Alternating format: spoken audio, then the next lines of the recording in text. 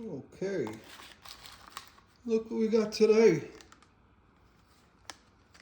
These are actually sourced by Rainbow Art Glass in New Jersey, and manufactured for Superior Precision Cut for all lead cane work. Spring loaded. Well, that springs fall out. I don't mind. Right. Tempered steel. Okay.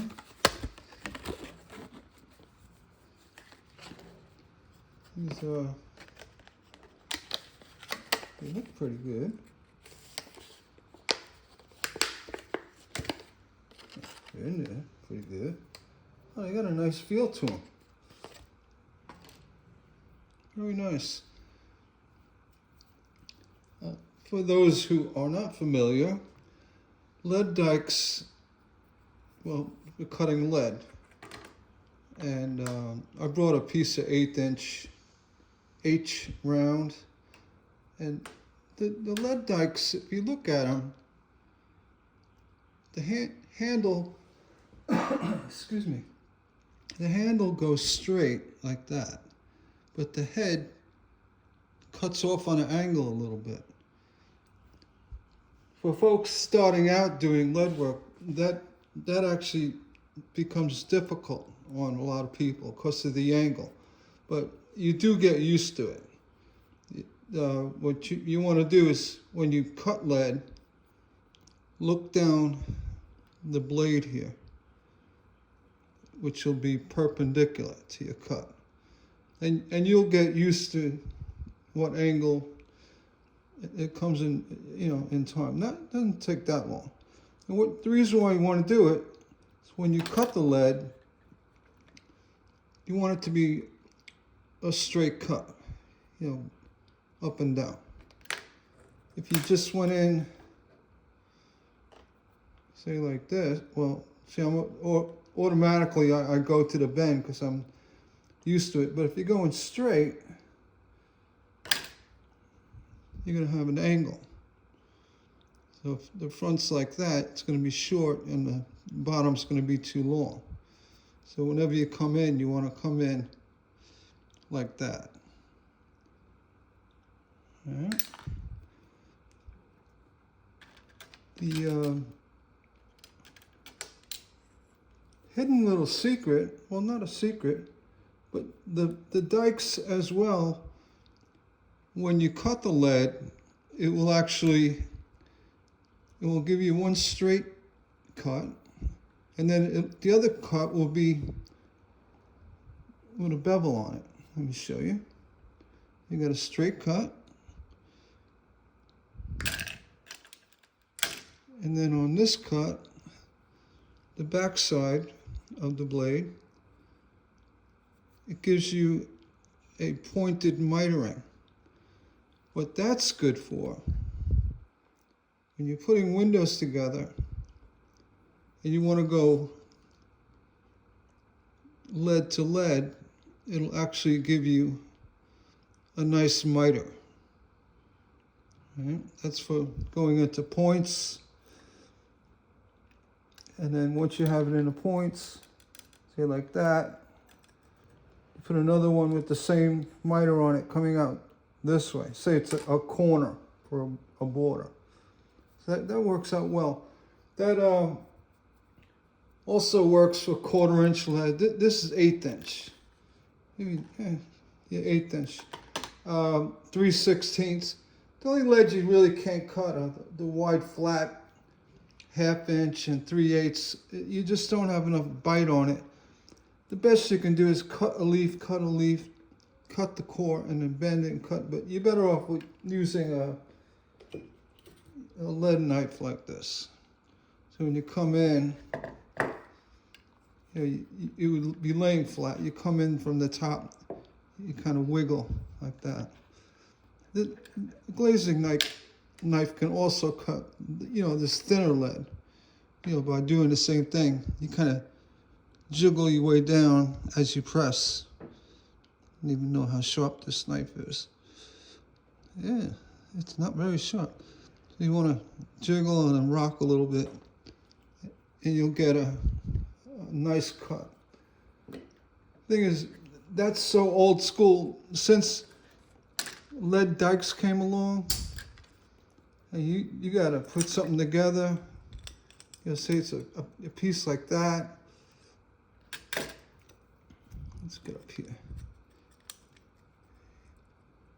You want to put this in a stained glass window. Give yourself a little spacing. Just say it's a piece. What you do is you slide it past a little bit, past the end. You take the lead dyke, following that line, you give it your cut, like that. And all you do is simply push the lead back, push it back. So that was so much quicker. So if you have another piece lining up like that, it'll butt up nicely.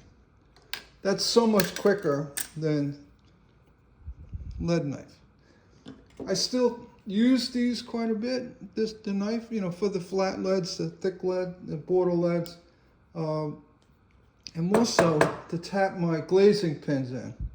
I'm going to be doing a glazing video, including the soldering, how you do your artwork, and then in the end, finally cementing it, using a formula. It's a basic stained glass formula, but I have a few little minor adjustments I do, as far as adding mineral spirits and linseed oil. The two types of linseed oil, the raw and the boiled. And then whiting naturally. And then I use just straight aluminum glazing putty. It's designed for metal sashes. It's knife grade. It's like Play-Doh, you put it in. But I cut it down with mineral spirits to a pancake batter consistency. Once I get it to that point, I add a little boiled linseed oil. There's already linseed oil in the putty. But typically what I'll do is I'll add boiled linseed oil and then throw whiting in. A couple of cups of whiting, regular coffee cups. And mix it all up with a paint stir. Get it nice and fluffy, almost to like a bread dough consistency. Like a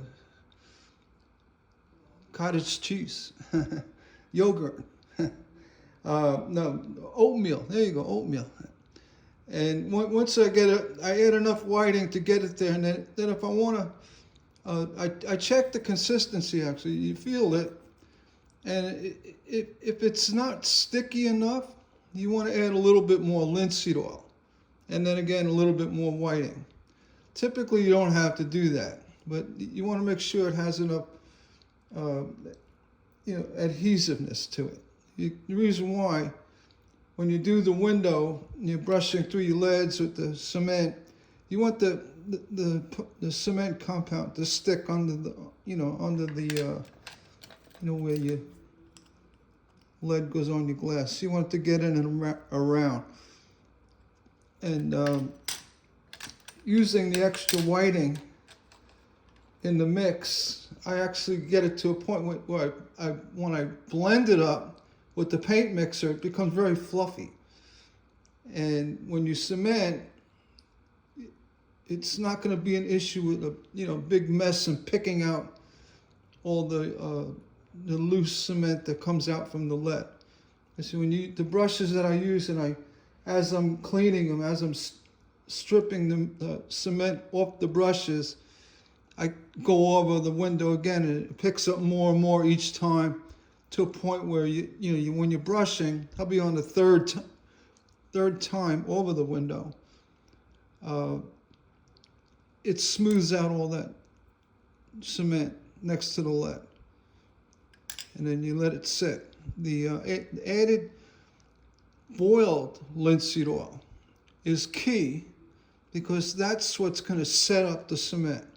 and actually makes it stickier too. But it doesn't overset it. It doesn't make it too hard.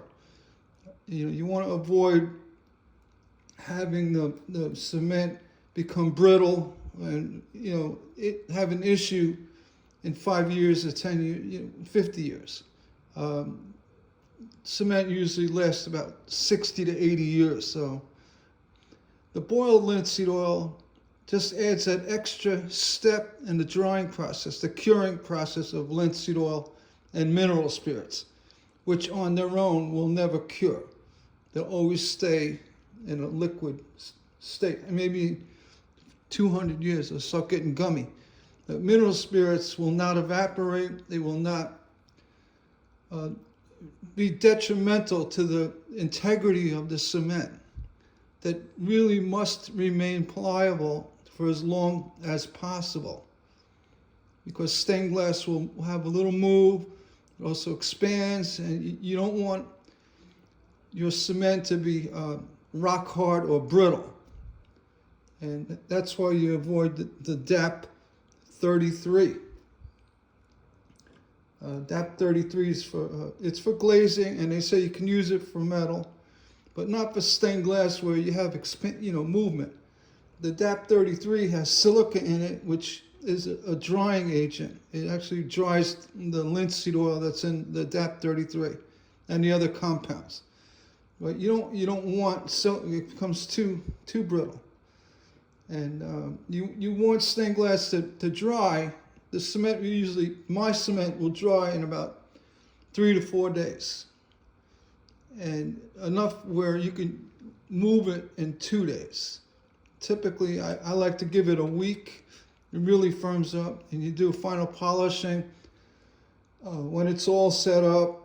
With the fine horsehair brushes, something like this. When you do a final cleaning, this will buff up the leads really nice. And using 50-50 solder, when you solder to the lead, the solder to lead becomes almost invisible, where 60-40 would be a shiny bright spot, which when you step back and look, you don't want to see all these shiny bright spots on your stained glass window. As well, 60-40 has a tendency, it will drip, between your lead joints and the glass below, possibly causing a situation where the solder pressing against the glass may crack the glass, either when you're moving it in the next day or two, or 6 months, 6 years down the road. Because that extra pressure on the glass is not good. 50-50, when you solder 50-50, it'll sit on top of the crown of the lead. A little might go down, but most of it sits on the top. That's why you use 50-50. Not because it's softer. Or, you want to use it because it blends better with the lead, and also when you solder it, it's not as liquid that goes through the lead as 60-40. Let's clear that up. We're talking about lead. I'm going to do a stained glass assembly video, and go over all that again. So I have the lead. I got the new lead dykes. My other ones were destroyed. These are actually really nice. $10 delivered from Rainbow Art Glass. That's a little plug for them. I've been there. Good folks over in New Jersey. So yeah, check them out. They're online. They sell on Amazon. I bought this on Amazon through Rainbow Art Glass. They like many others, there's a lot of sellers we know, Delphi, a lot of other companies that sell directly on Amazon. And whether it's fulfilled by Amazon or sent directly from Rainbow, which I believe this was. I got a receipt from Rainbow. But Amazon handles the ordering and Rainbow fulfills the order. So you can get it through Rainbow, get it however. But they're nice, really nice dykes. I was a little concerned because it said value brands. Oh no, I've seen those value brands, and no, this one is actually very well made, very well made, and it's got a nice feel to it. Hats off to you, Rainbow. Good luck with that. You should do well.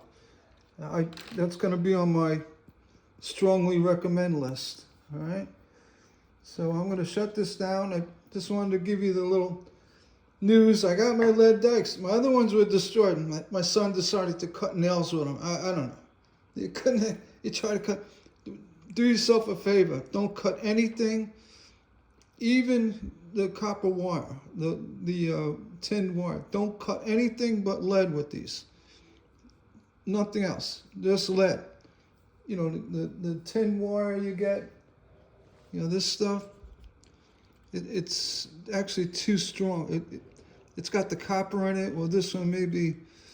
I don't know if this one's even copper tin, but it solders well. I had it for years. You can tell. You got to stretch it before you use it. It's all kinked up. Hit it with some steel wool. But yeah, you don't want to cut that. You want to use another pair of nippers. Little cutters you got. I got them somewhere. They're here somewhere. Yeah, just lead. Lead only. Nothing else. It's like grandma's scissors. She catches you cutting plastic with them. Right? You're done for. Okay, I'll shut this one down. Just wanted to make the announcement that we're in lead mode, and I know a lot of you folks really want to see lead work done. There's really not much to it. I actually find it easier to do than copper foil. Not easy. I mean, if your cutting has to be extremely accurate when you're doing lead work. There's no close. With copper foil, you get away with a little bit here, a little here. But lead, no. Especially doing a large window where things may grow on you. The importance of, and even with this 1/8" lead, see, this has been laying around. I wouldn't use lead shears because the heart, the heart is the center here that goes between the glass. You see how thin that is. So you want to use copper foil shears, which are very thin. The lead shears are a lot thicker than this. So for any 1/8", 3/16 high heart, 1/8", I use the copper foil shears when I cut my patterns up. A 1/4", big heavy border areas or background, I'll use the lead shears. That's really important because the accuracy of the patterns and the cutting to the final fit, it all plays into one big picture of success. And I'm going to try to explain all that. And yeah, I'm excited. I should have got 2. Actually, really nice. All right, with that, we're shutting down. Look forward to my lead. Maybe I'll do a lead series. I'll just say, all right, it's my pro series. I'll do lead series. See how that goes. All right, please like and subscribe. It means a lot to me, and the comments below. Thank you for watching.